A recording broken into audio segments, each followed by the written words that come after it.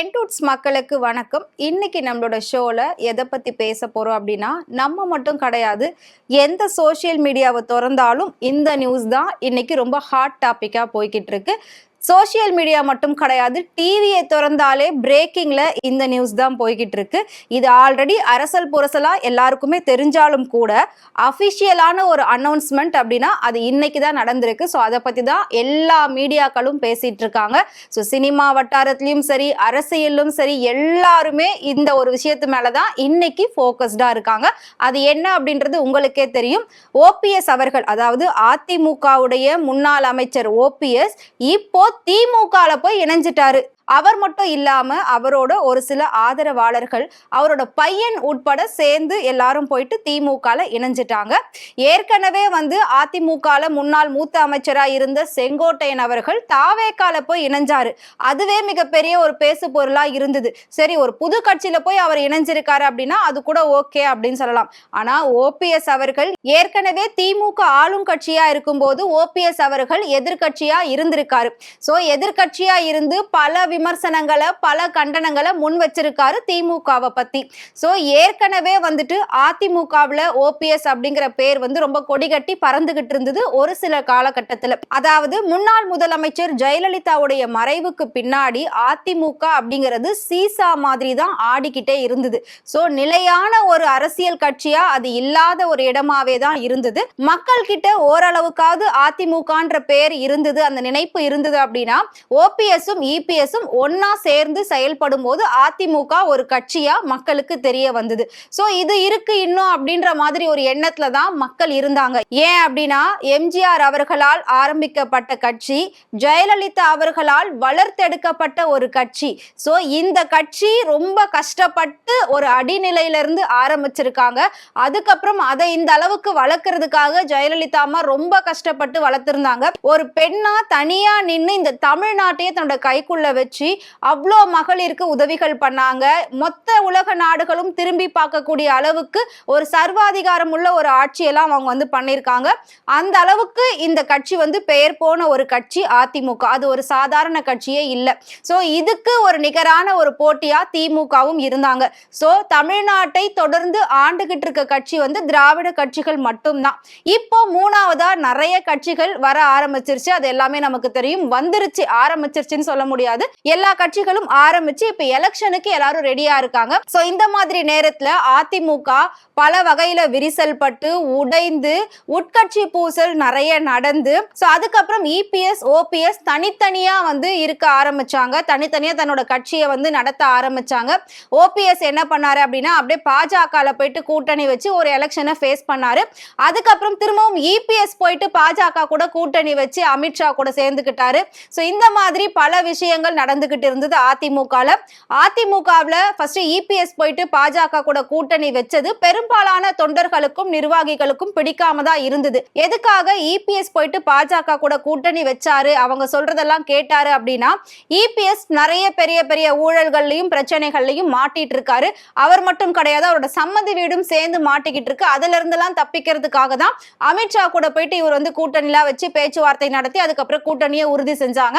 So அதுலயும் பலவிதமான பிரச்சனைகள் இருந்தது. அதுக்கப்புறம் அதிமுக மேல உண்மையான ஒரு விசுவாசம், உண்மையான ஒரு அன்பும் மரியாதை கொண்ட நிறைய பேர் என்ன சொன்னாங்க அப்படின்னா, அதிமுக இப்படி சிதறி இருந்தது அப்படின்னா அது அந்த கட்சிக்கு நல்லது கிடையாது. சோ கூடிய சீக்கிரம் அதிமுக ஒன்றிணைந்தா மட்டும்தான் இந்த கட்சியை நம்ம அடுத்தடுத்து வளர்க்க முடியும், மக்கள் கிட்ட இந்த கட்சியை கொண்டு போய் பழையபடி சேர்க்க முடியும். ஏன்னா இந்த கட்சியை ஆரம்பிக்கிறதுக்கு ஒவ்வொருத்தர் எவ்வளவு அளவுக்கு பாடுபட்டிருக்காங்க அப்படின்றது நம்ம எல்லாருக்குமே தெரியும். சோ சசிகலாவா இருக்கட்டும், டிடிவி, ஓபிஎஸ், இபிஎஸ், இவங்க 4 பேர் சேர்ந்து ஒன்றிணைஞ்சா மட்டும்தான் மறுபடியும் அதிமுக இரட்டை இலை சின்னம் நல்ல தளிர்த்து வளரும் அப்படின்ற மாதிரி எல்லாம் சொல்லியிருந்தாங்க. ஆனா அதுக்கு வாய்ப்பே இல்லை. நான் நின்னா தனியா தான் இருப்பேன், யாரையும் ஒண்ணு சேர்க்க மாட்டேன் அப்படின்னு பதவிக்காகவும் பெயருக்காகவும் புகழுக்காகவும் பணத்திற்காகவும் எடப்பாடி அவர்கள் கொஞ்சம் கூட யார் சொன்னதுக்கும் செவி சாய்க்கவே இல்லை.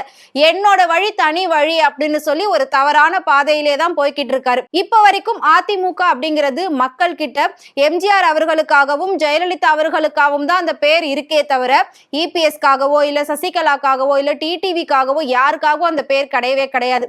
இதுக்கு இதுக்கு நடுவுல என்ன ஆச்சு அப்படின்னா ஓபிஎஸ் அப்படிங்கிறவரு ஜெயலலிதா அவர்களுடைய ஒரு மறுமுகமா பார்க்கப்பட்டாங்க. அவ்வளோ ஒரு விசுவாசி ஜெயலலிதா அவங்க நம்பி தன்னோட முதலமைச்சர் பொறுப்பை ஓபிஎஸ் கிட்ட கொடுத்துட்டு போனாங்க. அதே மாதிரி அவங்க வெளியில வந்த உடனே இவர் வந்து அந்த பதவியை திரும்பவும் அவங்களுக்கு எந்த ஒரு நெருடலும் இல்லாம உடனே அவங்க கேட்கும் போது கொடுத்தாங்க. சோ அந்த அளவுக்கு ஒரு விசுவாசியான ஆளுதான் ஓபிஎஸ் அவர்கள். சோ ஓபிஎஸ் சசிகலா இவங்க ரெண்டு பேருக்குள்ள பிரச்சனை வரும்போது, அதாவது ஜெயலலிதா மறைவிற்கு அப்புறம் இவங்க ரெண்டு பேருக்கு பிரச்சனை வரும்போது என்ன ஆச்சு அப்படின்னா ஓபிஎஸ் வந்து தர்ம யுத்தம்லாம் பண்ணியிருந்தாரு. சோ அம்மாவோட ஆன்மா வந்து எப்பவுமே வந்து சாந்தி அடையாது அப்படின்ற மாதிரி எல்லாம் அம்மாவுக்காக நான் எல்லாமே பொறுத்துக்கிட்டு இருக்கேன் அப்படின்லாம் வந்து சொல்லியிருந்தாரு. இப்போ திடீர்னு பார்த்தோம் அப்படின்னா ஒரு வாரத்துக்கு முன்னாடியே திமுக ஆட்சி நல்லா தான் பண்றாங்க, அவங்க எல்லாமே கரெக்டா செய்யறாங்க அப்படி இப்படின்னு சொல்லி அவங்களுக்கு ஃபேவரா நிறைய விஷயங்கள் பேச ஆரம்பிச்சாரு. சோ இன்னைக்கு காலையில பிரேக்கிங் நியூஸ் பாத்தீங்க அப்படின்னா ஓபிஎஸ் திமுகவில் இணைந்தார். தன் ஆதரவாளர்கள் மகன் உட்பட அனைவரும் சென்று திமுகவில் இணைந்தனர் அப்படின்ற மாதிரி நியூஸ் எல்லாம் போட்டுட்டு இருக்காங்க. எல்லாத்துலயுமே அதுதான் பெருசா போய்கிட்டு இருக்கு. அதுக்கப்புறம் அவர் வந்து பிரஸ் மீட் எல்லாம் கொடுத்துட்டு இருந்தாரு. பிரஸ் மீட்ல ஒரு வார்த்தை என்ன சொல்லியிருக்காரு அப்படின்னா அதிமுகவோட எதிர்காலம் கேள்விக்குறி அப்படின்னு சொல்லியிருக்காரு. இதே ஓபிஎஸ் அதிமுகல இருக்கும்போது கலைஞர் அவர்களை பத்தியும் முதலமைச்சர் அவர்களை பத்தியும் உதயநிதி அவர்களை பத்தியும் மொத்தத்துல திமுகவை பத்தியும் எந்த அளவுக்கு விமர்சனங்கள் கண்டனங்களை முன் வச்சிருக்காரு, எந்த அளவுக்கு பேசியிருக்காரு, எந்த அளவுக்கு எதிர்கட்சியா அவர் செயல்பட்டு அப்படின்ற நிறைய விஷுவல்ஸ் வந்து நம்ம கிட்ட இருக்கு. நம்ம கிட்ட மட்டும் இல்ல, எல்லாருமே அதை வந்து பார்த்திருப்போம். சோ அந்த டைமிங்ல ஒவ்வொருத்தரும் பேசுறதுதான் ரொம்பவே பரபரப்பா போகும். சோ அப்படியெல்லாம் பேசிட்டு இப்போ எப்படி வந்து திமுக ஆட்சி சரின்னு சொல்லிட்டு போய் இணைஞ்சிங்க அப்படின்னு சொல்லி நான் கேட்கல, நிறைய தொண்டர்கள் நிறைய உங்களை நம்பி இருந்து இன்னைக்கு உங்க கூட வராத நிறைய பேர் வந்து இந்த மாதிரி கேட்டுட்டு இருக்காங்க. சோ இப்படிதான் வந்து வெளியில இந்த டாக் ரொம்ப ஹாட் டாபிக்கா போய்கிட்டு இருக்கு. அதாவது அரசியலை பொறுத்த வரைக்கும் ஒரு வார்த்தை சொல்லுவாங்க, அரசியல்ல நிரந்தர எதிரியும் கிடையாது, நிரந்தர நண்பரும் கிடையாது அப்படின்னு சொல்லி. சரி, ஓகே, அதெல்லாம் ஓகே. ஆனா ஒரு உண்மைன்ற ஒரு தன்மை, ஒரு மனசாட்சின்னு ஒண்ணு இருந்தாதானே அவங்களால ஒரு நல்ல அரசியலை பண்ண முடியும், ஒரு நல்ல நலத்திட்டங்களை மக்களை நினைச்சு செய்ய முடியும். அப்போ அவங்களுக்குள்ள ஒரு நல்ல மனசு இருந்தா மட்டும்தானே எல்லாமே அவங்களால நல்லபடியா ஆட்சி செய்ய முடியும். அப்படி இருக்கும்போது நிரந்தர நண்பர் இல்ல, நிரந்தர எதிரி இல்ல, ஓகே, உங்களுக்கு நல்ல மனசே இல்ல அப்படின்னா நீங்க எப்படி ஆட்சி செய்வீங்க, எப்படி மக்களுக்கு நல்லதெல்லாம் செய்வீங்க அப்படின்னு சொல்லி இன்னைக்கு பல பேர் வந்து கேள்விகள் கேட்டுட்டு இருக்காங்க. அதிமுகல இருக்கிறவங்க எல்லாம் என்ன சொல்றாங்க அப்படின்னா ஜெயலலிதா அவர்களுடைய ஆன்மா ஒருபோதும் ஓபிஎஸ் மன்னிக்கவே மன்னிக்காது அப்படின்னு சொல்லியிருக்காங்க. ஏன்னா அட்லீஸ்ட் அவங்களோட ஒரு உருவமா அதிமுக பேரோட எப்பவுமே அவரோட பேக்கெட்ல ஜெயலலிதா அவர்களுடைய அந்த போட்டோ தான் வச்சிருப்பாரு. இந்த அளவுக்கு ஒரு விசுவாசியா இப்ப வரைக்கும் அவர் வந்து அந்த கட்சியில இருந்துட்டு இருந்தாரு. சோ ஓபிஎஸ் அப்படின்றது மிகப்பெரிய ஒரு அடையாளமா இருந்தது அந்த அதிமுகவுக்கே. இப்போ அவர் அதை விட்டுட்டு திமுகக்கு வந்தது மிகப்பெரிய ஒரு பேசு பொருளா போய்கிட்டு இருக்கு. அதாவது தாவேக்கால போயிருந்தா கூட அது வேற மாதிரி பேசியிருப்பாங்க. ஆனா இப்ப திமுகவுக்கே வந்துட்டாங்க அப்படின்ற பட்சத்துல இதை வந்து இன்னும் பெரிய ஒரு விஷயமா பார்க்கப்படுது. இதோட பின்னணி என்ன அப்படின்னு கொஞ்சம் நம்ம யோசிச்சு பார்த்தோம். எல்லாரும் என்ன சொல்றாங்க அப்படின்னா, அதாவது ஓபிஎஸ் என்ன பண்ணிருக்காரு அப்படின்னா அதிமுக இதுக்கப்புறம் வளர்றதுக்கு வாய்ப்பே இல்லை. அவர் வந்து வெயிட் பண்ணி பார்த்தாரு. இபிஎஸ் எதுக்குமே ஒத்து வர மாதிரி வாய்ப்பு இல்லை.